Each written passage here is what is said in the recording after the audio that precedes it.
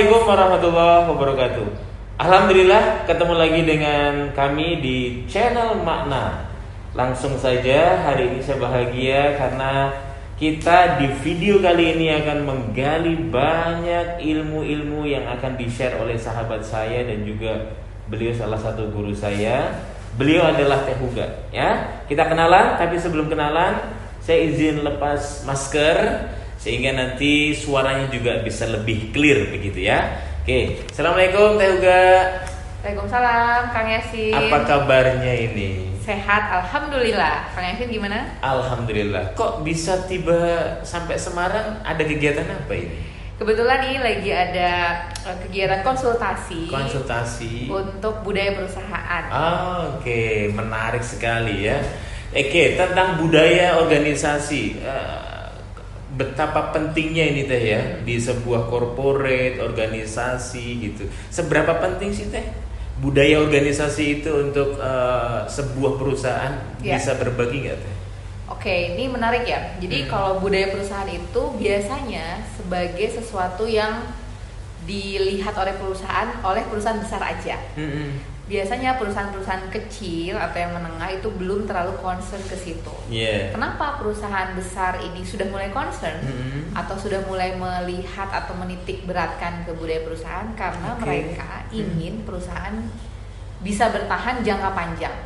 Nah, oleh apa atau dengan bantuan apa perusahaan bisa bertahan jangka panjang? Salah satunya adalah budaya perusahaan. Budaya perusahaan itu membantu perusahaan untuk bisa memapping atau memetakan rencananya, karyawannya seperti apa, sistemnya, bahkan hingga perilaku dari karyawannya sendiri. Oke. Butuh berapa lama itu agar budaya organisasi itu bisa sesuai yang diharapkan oleh owner atau pemegang saham, sesuai dengan target mereka? Kira-kira begitu. Maunya berapa lama? Ya, kalau pengalaman saya ya Teh, jadi alhamdulillah ini menangani beberapa corporate, ada lembaga keuangan, ada rumah sakit, ada UMKM, ada anaknya Pertamina. Jadi ternyata beda-beda begitu. Mungkin nanti Teh Huga punya pengalaman tersendiri. Kalau pengalaman kami corporate besar yang bisa jadi contoh rumah sakit dengan pegawai lebih dari 3.000, maka dibutuhkan lebih dari 3 tahun. Berbeda dengan UMKM. Ini salah satu anaknya Pertamina. Dia adalah bisnis SPBU, ada beberapa SPBU. Jadi kita butuh waktu sekitar 6-9 bulan untuk bisa membangun budaya di sana. Nah, mungkin Teh Huga punya pengalaman berapa lama kira-kira standarnya dan minimalnya berapa sehingga budaya sesuai dengan yang diharapkan oleh owner atau pemegang saham.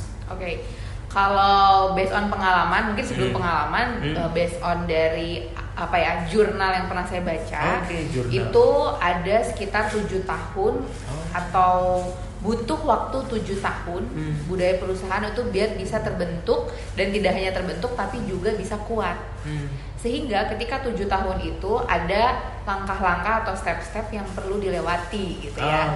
Mulai dari pertama membuatnya atau membentuknya, terus juga nanti akan ada penguatan, implementasi dan seterusnya. Itu kurang lebih 7 tahun, 7-8 tahun. Nah, kalau gimana kalau yang bisa 9 bulan gitu kan? Biasanya 9 bulan sampai 1 tahun lah itu baru terbentuk, masih di step awal. Baru kayak pengenalan ataupun pembangunan awareness atau kesadaran, tapi benar-benar sampai bisa mendarah daging ke karyawan. Based on yang saya baca itu adalah kurang lebih 7-8 tahun. 7-8 tahun. Jadi perlu waktu ya. Luar biasa ya. Kalau indikatornya apa ya? Jadi budaya ini sudah sukses dilakukan oleh organisasi ini gitu. Ada indikatornya nggak? Kalau pakai teorinya itu kan kalau budaya sendiri kan banyak levelnya. Maksudnya levelnya itu adalah mulai terlihat dari perilaku karyawannya. Karyawan ya. Mulai terlihat dari artefak, kalau bahasa ini ya, bahasa budayanya adalah bagaimana pakaian, terus juga bagaimana bangunan, bagaimana apa yang ada di sisi-sisi bangunan, misalnya apakah value-value-nya itu ada di dinding-dinding gitu ya, di biasanya ada ditempel. Terus juga apakah ada perilaku ataupun kebiasaan-kebiasaan itu baru yang sifatnya level atas gitu ya. Tapi ada juga yang level bawah yang kurang lebih sekitar 80%. Kalau tadi perilaku, habit dan seterusnya itu 20%, yang 80% itu sifatnya values, purpose organisasi, beliefnya organisasi, itu kurang lebih 80%. 80% tidak terlihat, tapi 80% itulah yang sebenarnya mendorong ke performance organisasi yang 20% tadi.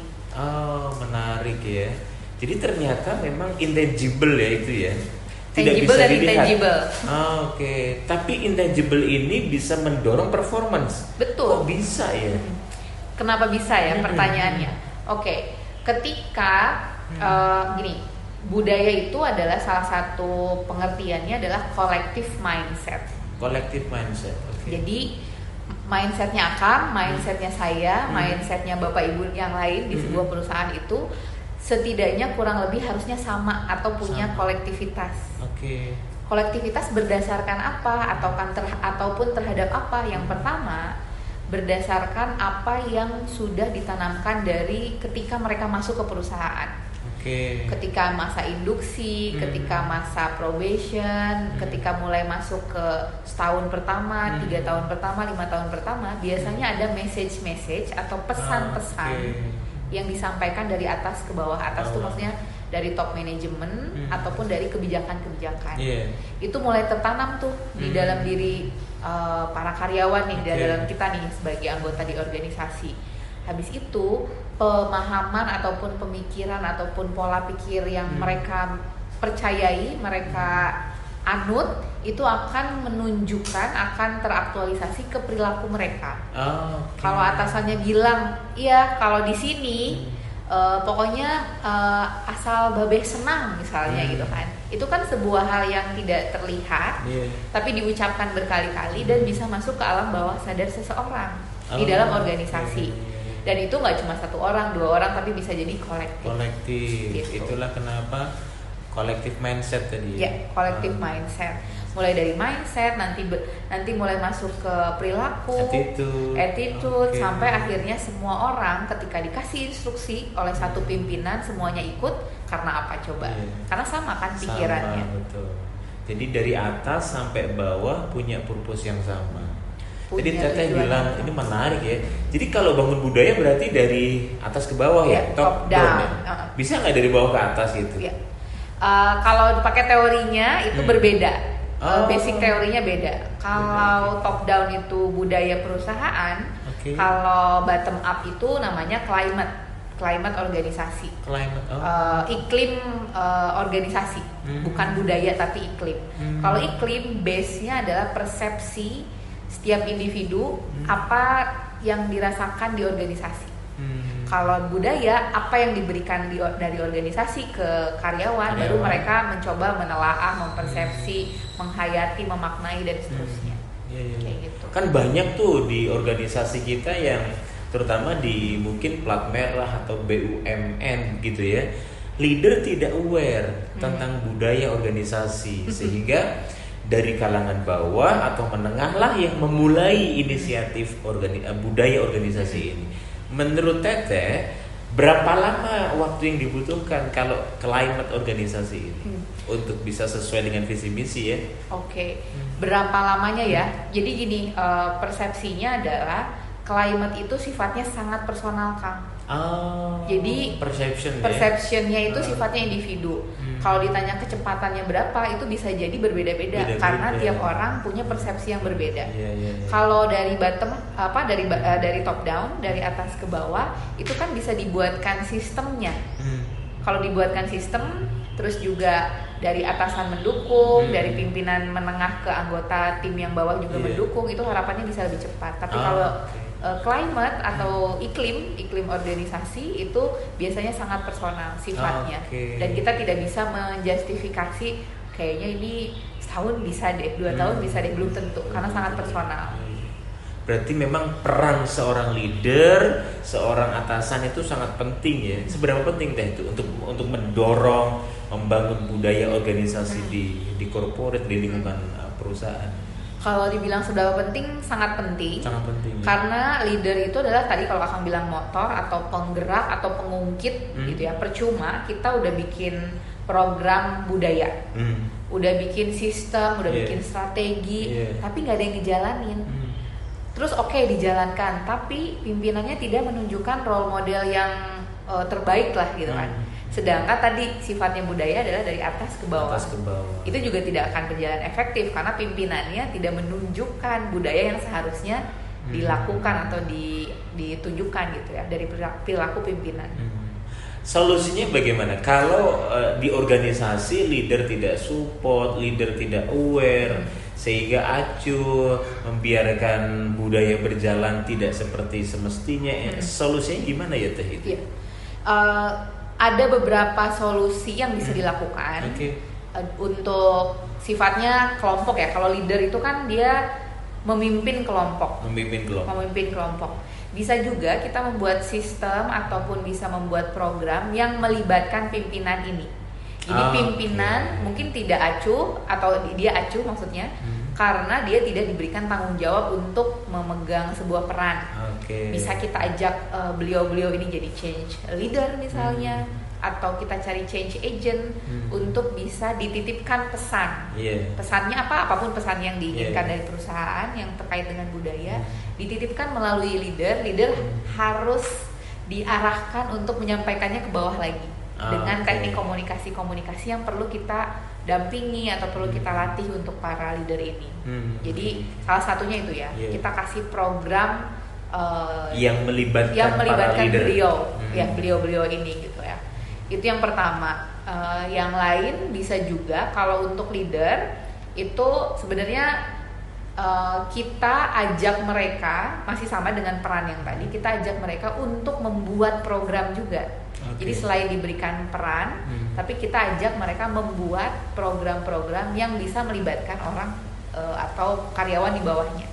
Jadi mereka harus berperan atau berpartisipasi aktif dalam setiap keinginan perubahan budaya organisasi. Menarik ya, luar biasa. Seru ya pagi-pagi ngobrolnya tentang budaya. Ini berat dan membuat kita terbangun ya dari bagaimana semangat untuk membangun dia. Apapun bisnisnya, UMKM, entah itu UMKM kecil, menengah atau besar, tetap ini dibutuhkan ya. Tapi bisa sharing nggak step-stepnya apa sih untuk membangun budaya organisasi itu? Ada berapa step? Kemudian selama 3 tahun Tete tadi bilang 7 tahun itu ngapain aja begitu? Kok begitu lama begitu? Yang pertama itu yang pasti adalah tentang formulasinya terlebih dahulu. Jadi sebenarnya perusahaan itu ingin visinya seperti apa, misinya seperti apa, atau perusahaan sudah punya misalnya visi misinya seperti apa. Nah itu berarti kita coba turunkan lagi dari visi misi ke makna ya bisa, terus juga ke perilaku-perilaku yang diinginkan, perilaku-perilaku kunci yang diinginkan. Itu yang pertama untuk memformulasi. Yang tahap kedua yang tadi kita ceritain, kita melibatkan leader-leader untuk melakukan sosialisasi, internalisasi dari nilai-nilai ataupun budaya yang kita inginkan. Lalu step ketiganya adalah penguatan. Biasanya kita cek lagi nih dari program-program yang sebelumnya kita libatkan leader-leader ini, apakah yang mana yang efektif, mana yang mungkin kayaknya perlu diganti deh, nggak sesuai dengan konteks organisasi deh misalnya. Jadi kita mengecek ya, kalau yang sudah kuat ditingkatkan lagi, yang masih belum kita coba cek gitu ya, programnya itu harusnya seperti apa. Yang tahun biasanya itu yang tahun pertama tahun pertama yang step 1. Step 2 itu biasanya di tahun kedua, tahun ketiga. Step 3 yang tadi penguatan bisa di tahun 3, 4 dan seterusnya. Yang terakhir itu adalah kita kayak melakukan evaluasi kembali. Dievaluasi lagi apakah dari kurang lebih 7 tahun value ini masih mau dipakai. Biasanya ada yang mau berubah, ada yang mau dipakai, itu kan ditentukan lagi oleh perusahaannya. Apakah masih relevan dengan problematika bisnis, dengan kondisi internal organisasi. Itu bisa di tahun ke 7 dan 8. Seperti itu Kang. Saya kan pernah menangani salah satu rumah sakit dengan 3.000 lebih pegawai di sana. Nah, pada saat sama sih ya, kami juga punya roadmap begitu. Pada saat di tengah jalan, ini pergantian direksi, sehingga kami diputus waktu itu di tahun 2016 begitu diputus. Leader yang baru tidak aware dengan pembangunan budaya organisasi, sehingga terputus panjang, baru nyambung lagi di tahun ini. Nah, menurut Teteh, ini bagaimana memahamkan para leader-leadernya agar mereka aware gitu, sehingga apa yang sudah kita lakukan selama 3 tahun di 2016 ini bisa langsung kita lanjutkan ke program-program selanjutnya. Nah, ini Teteh mungkin punya pengalaman ketika mengisi di corporate organisasi mana, perusahaan mana tentang ini gitu Teh. Oke, karena ada leader yang belum aware tadi ya, kalau kata Akang, perlu di-awarekan, maksudnya dibangun kesadarannya ya, untuk bahwa budaya organisasi ini penting. Yang pertama bisa kita lakukan biasanya disebutnya ESM, Executive Strategic Meeting. Jadi para pimpinan biasanya BOD gitu ya, BOD -1 atau -2 itu bisa kita undang untuk sama-sama duduk membicarakan kembali visi misi ini. Itu formal. Bisa bisa diatur gitu ya, bentuknya ngapain aja. Apakah bisa di meeting, di forum atau di luar? Bisa. Formal ya. Terus juga kita biasanya ada outputnya di executive strategic meeting itu biasanya nanti akan diarahkan ke entah itu pemilihan tema budaya ataupun tadi yang saya ceritain mau diganti nggak nih visi misinya, atau mau tetap diterusin. Kalau mau diterusin berarti butuh komitmen dari beliau-beliau ini. Nah di akhir itu kita perlu membuat komitmennya, komitmen tertulis ataupun misalnya verbal gitu ya, direkam, tapi better atau lebih baik ada tertulisnya. Gitu. Jadi semua tadi ya BOD -1 sampai -2-nya duduk bareng-bareng menyepakati bahwa kita mau arahnya ke situ. Berarti bukan hanya BOD aja ya, -1, -2 juga ya. Saya teringat sebuah pengalaman yang diajarkan oleh guru kami Pak Jamil ya. Jadi kenapa di Jepang itu keretanya lebih cepat ya? Kalau di Jepang itu perjalanan 13 jam, bisa di Indonesia 13 jam lah, Jakarta Surabaya begitu. Di sana ternyata bisa ditempuh dalam waktu hanya 2 jam. Ternyata Pak Jamil ketika itu sharing, salam hormat saya kepada Pak Jamil, semoga nonton YouTube kita ya. Beliau menyampaikan ternyata kuncinya adalah setiap gerbong itu ada lokomotifnya. Sehingga bukan hanya kepalanya saja yang bergerak, tapi semua elemen bergerak gitu. Itulah yang membuat mereka punya kecepatan yang jauh di atas rata-rata, apalagi dibandingkan sama Indonesia. Bahkan kalau di kecepatan tertentu dia bisa terbang, tidak nempel rel gitu. Ternyata menggunakan magnet kan, kutub yang sama saling bertolak belakang gitu. Kalau di Indonesia pun katanya bisa terbang juga sih ya, tapi terbang ke samping begitu. Ini luar biasa, artinya awareness ini bukan sekedar tanggung jawab para leader, tapi -1, -2 gitu. Sehingga kalau di rumah sakit kan, di organisasi mungkin saya di lembaga keuangan, di rumah sakit juga ada yang namanya tim budaya gitu.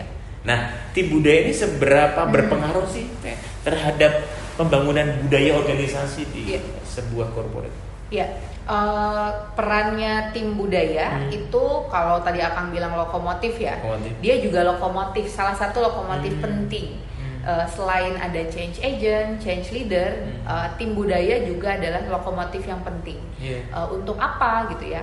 Tadi si change agent, change leader ini biasanya dikelola oleh tim budaya. Tapi mereka sifatnya sejajar gitu ya. Kalau BOD itu ada di atas sebagai change sponsor atau change campaigner gitu ya, culture campaigner. Di bawahnya ada change leader, change agent, dan juga tim budaya. Baru di bawahnya adalah insan perubahan.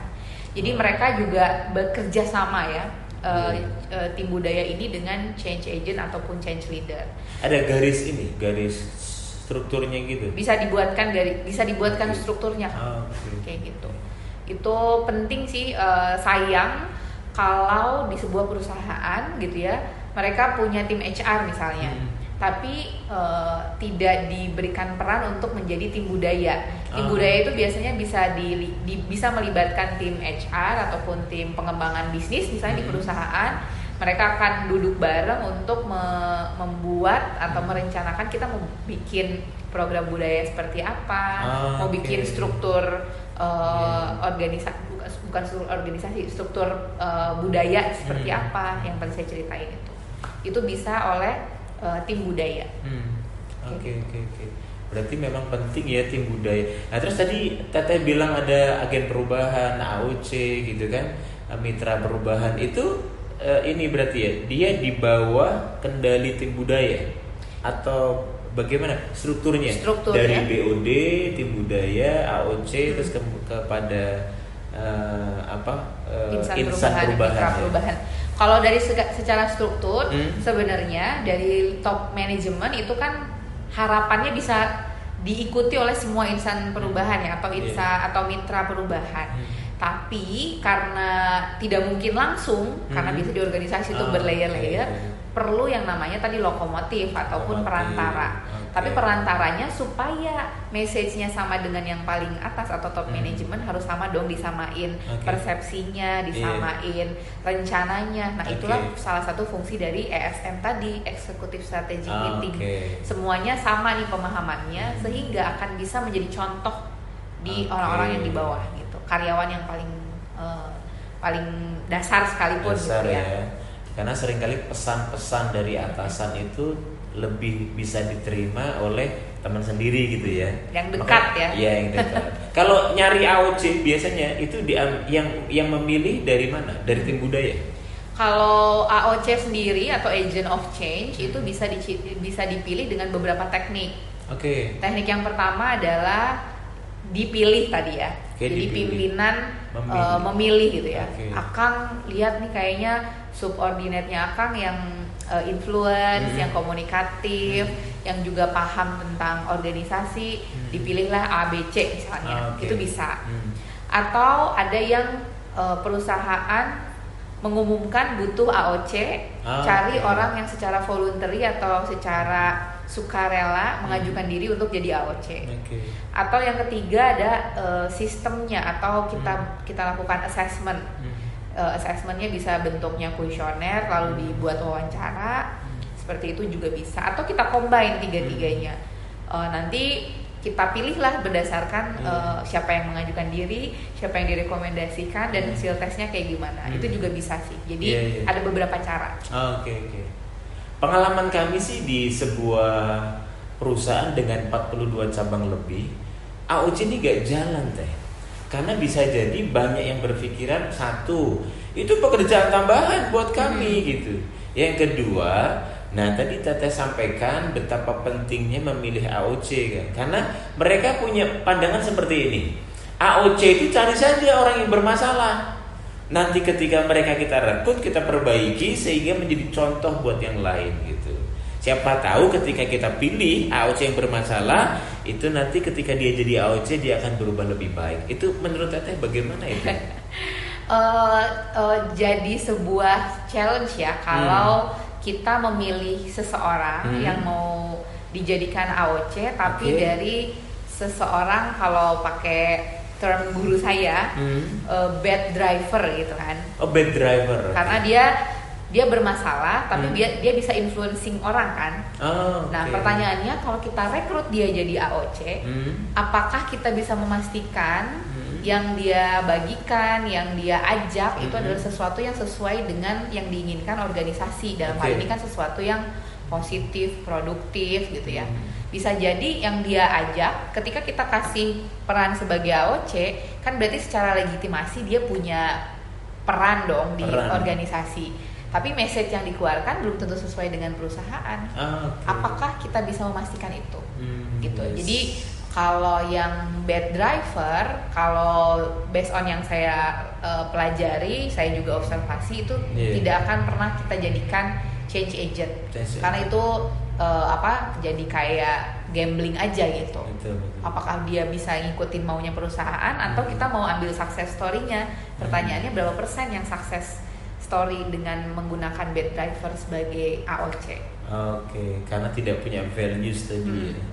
Kita tidak bisa pastikan. Tidak bisa pastikan. Iya, seperti itu. Nggak berani kan? Berani nggak? Pikir-pikir dulu. Iya, oke. Menarik sekali ya, luar biasa. Nih sekilas kita tadi bicara tentang bagaimana budaya organisasi, sampai kemudian bicara tentang agen perubahan, bicara tentang bagaimana seorang leader bersikap ketika dia menjadi sponsor. Ini penting. Jadi sekali lagi mungkin cukup ya Teh, karena waktu terbatas. Terima kasih banyak atas waktunya, luar biasa. Semoga kita bisa ketemu lagi di lain kesempatan, Insya Allah. Oke, teman-teman, kalau nanti Bapak Ibu, saudara-saudara punya organisasi, corporate, lembaga yang sekiranya membutuhkan untuk pembangunan budaya organisasi, kemudian perakutan agen perubahan, kemudian bagaimana assessment culture index di organisasinya, di corporate-nya, teman-teman jangan sungkan untuk menghubungi Makna Consulting. Semoga nanti bisa bersua di offline, walaupun ini kita bertatap muka secara online. Demikian untuk video kali ini, terbatas waktunya tapi semoga bermanfaat. See you di video-video selanjutnya. Jangan lupa yang belum subscribe bisa subscribe dan aktifkan loncengnya ketika nanti ada video-video terbaru dari kami. Terima kasih sekali lagi. Salam untuk keluarga di rumah. Semoga sehat selalu. Tetap patuhi protokol kesehatan. Assalamualaikum warahmatullahi wabarakatuh.